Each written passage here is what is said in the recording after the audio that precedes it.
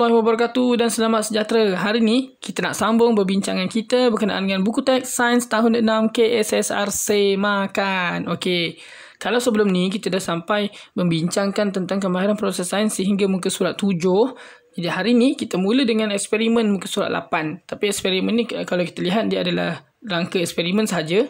Okey, jadi saya akan cuba bagikan contoh jawapan yang boleh dikongsikan. Walau bagaimanapun jawapan ini bukanlah jawapan yang betul-betul tepat. Ini adalah ikut kefahaman saya. Dan sekiranya cikgu awak ada berikan jawapan lain, anda bolehlah membuat perbincangan dengan saya di sini. Boleh nyatakan di ruangan komen. Okey, jadi eksperimen kita adalah jisim mempengaruhi jarak pergerakan kereta belon. Kalau sebelum ni, video sebelum ni kita bercerita tentang saiz belon tu kan. Lagi besar belonnya semakin jauh perjalanan kereta tu. Tapi yang kali ini kita lihat jisim, iaitu mungkin saiz juga, bukan saiz belon tapi saiz botol mungkin yang berbeza. Okay? Jadi macam mana nak buat laporannya? Aktiviti ini boleh dijalankan secara kumpulan. Okay, kalau masa PKP ni boleh nak jalankan, pastikan tiada sentuhan fizikal lah. Pada pendapat saya macam tu boleh rasanya. Okay, jadi adakah jisim kereta belon akan mempengaruhi jarak pergerakan kereta belon? Okay, ada tanda amaran kat situ, berhati-hati ketika menggunakan gunting. Okay, jadi rancang dan lakukan satu eksperimen untuk menguji hipotesis kamu. Okay, jadi hasilkan satu dapatan laporan eksperimen berdasarkan format di bawah. Jadi kita bincang, dan kalau dekat sekolah mungkin awak boleh bermain ataupun buat eksperimen ni dengan cikgu awak. Okay, jadi kalau dalam jawapan saya dah ada buat dengan anak murid saya. Baru je buat okay, buku belum sampai dah buat dah situ Okay, tujuannya bila kita tengok pernyataan masalah tu yang dekat atas tu, adakah jisim kereta belon akan mempengaruhi jarak pergerakan kereta belon? Itu adalah pernyataan masalah untuk nombor 2. Okay, nombor 2. Jadi tujuan kita boleh ambil mengkaji, untuk mengkaji macam mana nak pakai untuk mengkaji ke? Jika maka okey, untuk mengkaji hubungan antara jisim kereta belon dan ataupun dengan jarak pergerakan kereta belon. Saya ulang, tujuan dia untuk mengkaji hubungan antara jisim kereta belon dengan jarak pergerakan kereta belon. Itu tujuan. Okey. Pernyataan masalah yang tadi saya cakap, yang ke atas tu, yang murid tu cakap, adakah jisim kereta belon akan mempengaruhi jarak pergerakan kereta belon? Hipotesisnya macam ni. Okey, kalau kita tengok jisim tadi kan, kalau tengok dia video yang sebelum ni, mereka berbincang, mereka kata kalau lagi jisim tu lagi besar, lagi perlahan. Kalau jisim tu lagi kecil lagi, jauh kereta tu pergi kan. Jadi hipotesisnya adalah semakin ringan ataupun semakin kurang jisim kereta belon,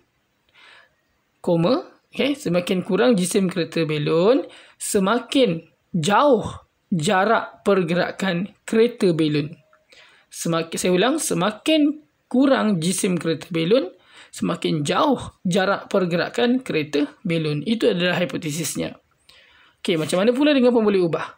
Okay, dekat sini kita kena kenal pasti betul-betul. Dia tak seperti eksperimen yang pertama, yang dalam video sebelum ni dia pakai belon. Tapi kali ni yang kita nak ubah suai adalah saiznya. Jadi kat sini kita boleh kata yang dimanipulasikan adalah bukan saiz saya silap, jisimnya. Ataupun mungkin botol tu, adakah kita boleh guna botol yang tak sama besar? Tak boleh sebenarnya baru saya terfikir ni. Bila kita nak buat eksperimen ni, botol tu kena sama besar, saiz kena sama besar. Yang tak sama dia punya jisim.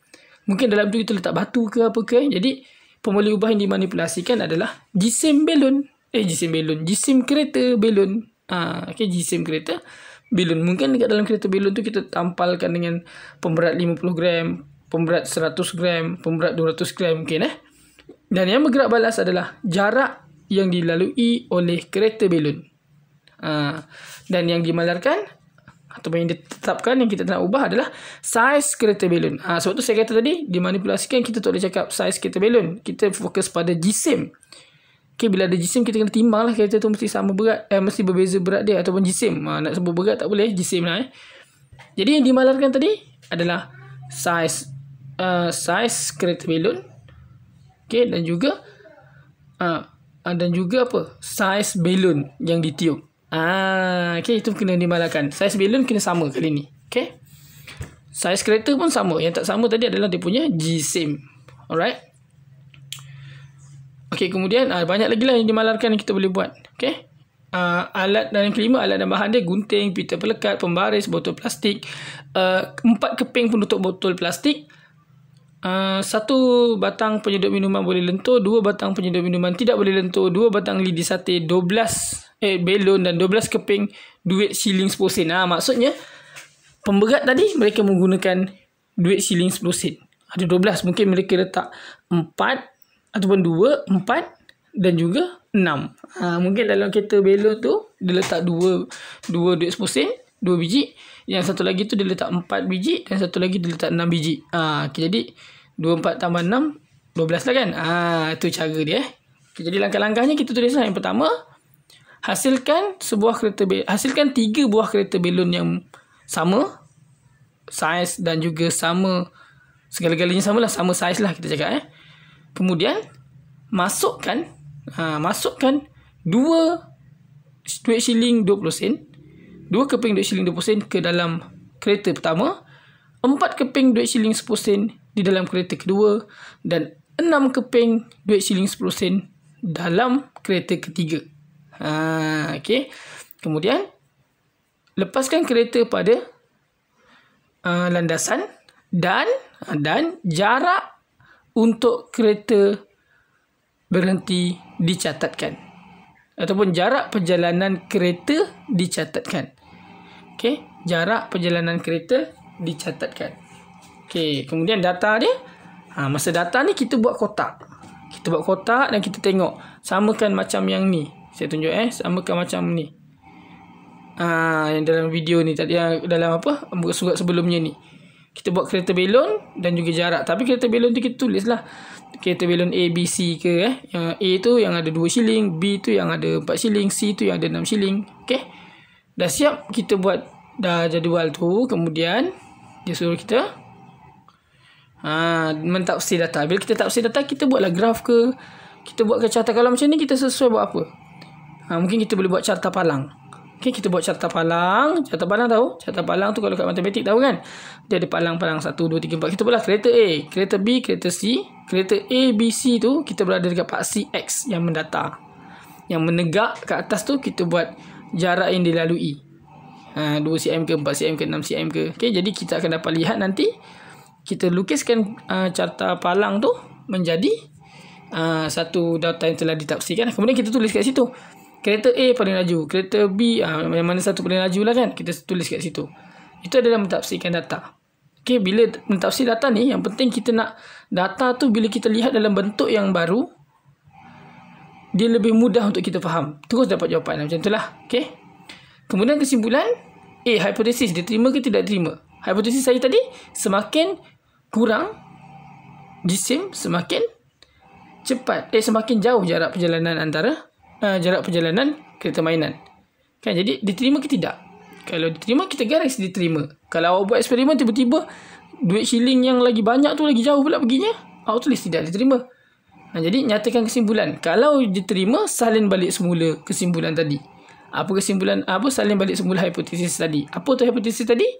Hipotesis tadi itulah semakin semakin ringan jisim kereta belon, semakin semakin jauh jarak perjalanan kereta belon.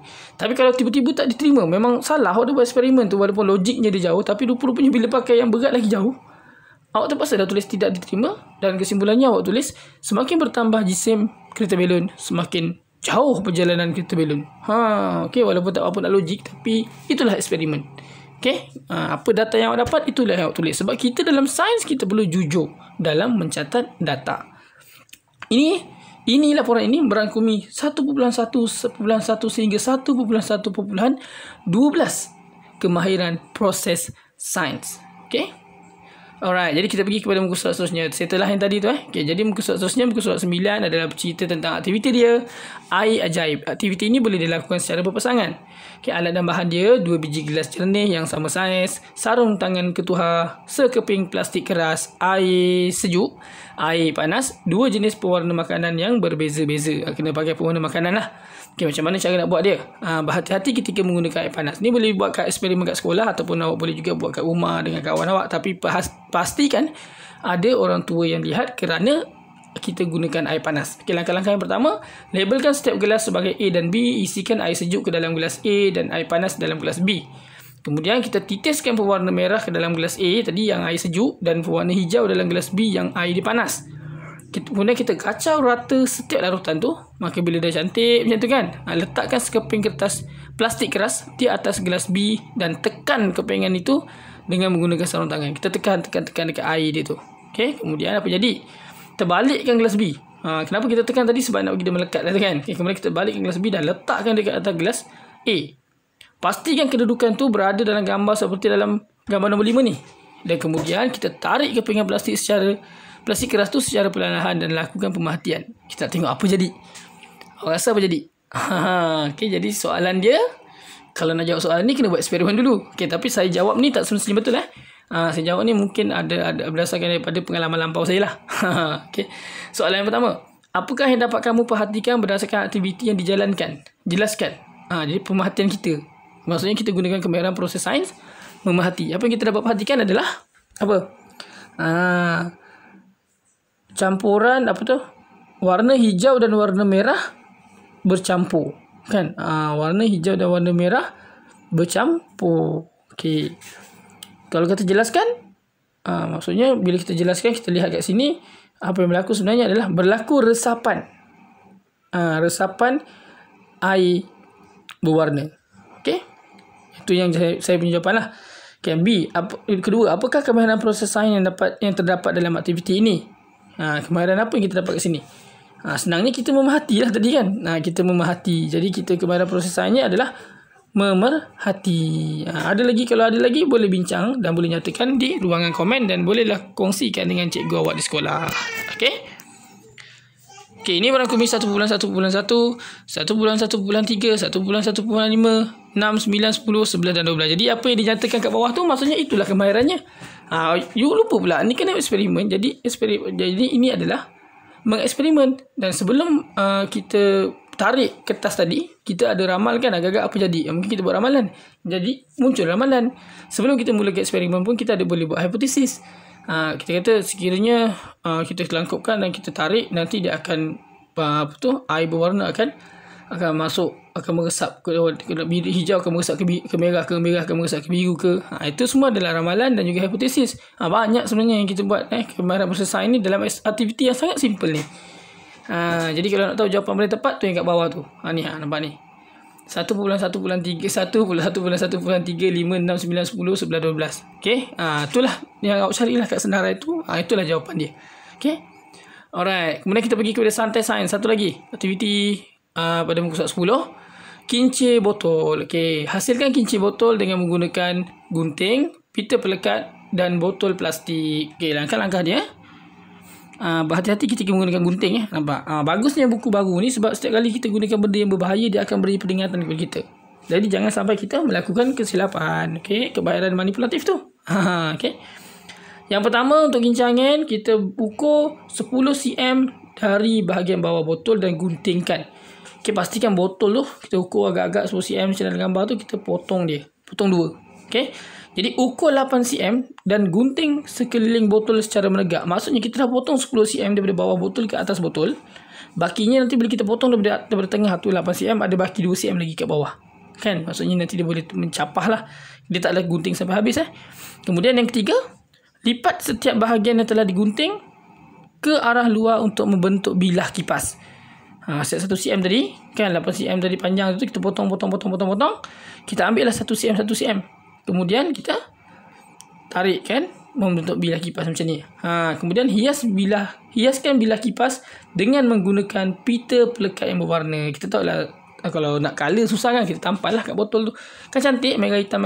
Kalau awak rasa awak orang Johor nak merah biru boleh. Awak rasa awak orang Kedah, awak nak guna kuning hijau pun boleh. Nak jadi orang Selangor kuning merah, boleh, suka hati kan, tak ada hal lah. Okay. Jadi yang kelima, letakkan bilah kipas secara terbalik di atas botol. Tadi yang dia punya bahagian atas tadi, yang ada penutup mulut dia tu kan, depan dia tu, kita letakkan kat atas tu. Kemudian halakan kincir botol ke arah kipas siling yang berputar. Kipas ke atas tu yang berputar, awak letakkan. Ngalakan ke sana, apa jadi? Nanti dia akan berputar. Tak percaya, cuba buat nak tahu jadi ke tidak. Jadi bolehlah scan QR code ni. Terlihat kita kincir botol. Okay, boleh tengok kat dalam buku teks awak atau boleh scan lah kat sini. Tapi ni tak berapa terang lah. Saya zoom in ya. Okay. Jadi itu saja untuk bab ni. Jadi kita imbas kembali ya. Saya cuba imbas kembali apa yang kita belajar dalam bab ini. Okay, kemahiran proses sains adalah melibatkan adalah seperti yang berikut lah. Ni 12 kemahiran proses sains. Memerhati, mengelas, mengukur, menggunakan nombor, membuat inferen, meramal, berkomunikasi, menggunakan perhubungan ruang dan masa, mentafsir data, mendefinisi secara operasi, mengawal pembuli ubah, membuat eksperimen, membuat hipotesis dan juga mengeksperimen. Alright. Jadi saya rasa sampai sini saja video kita kali ini. Pada video akan datang, nantikan muka surat 11 ni, sambungan dia untuk soalan-soalan dan jawapan-jawapan yang insyaAllah saya boleh kongsikan bersama asah minda muka surat 11 dan juga 12. Okey, jadi kalau nak tahu apakah jawapan-jawapannya, jadi nantikan video terbaru daripada saya. Okey, itu saja daripada saya. Assalamualaikum dan selamat sejahtera. Jumpa lagi.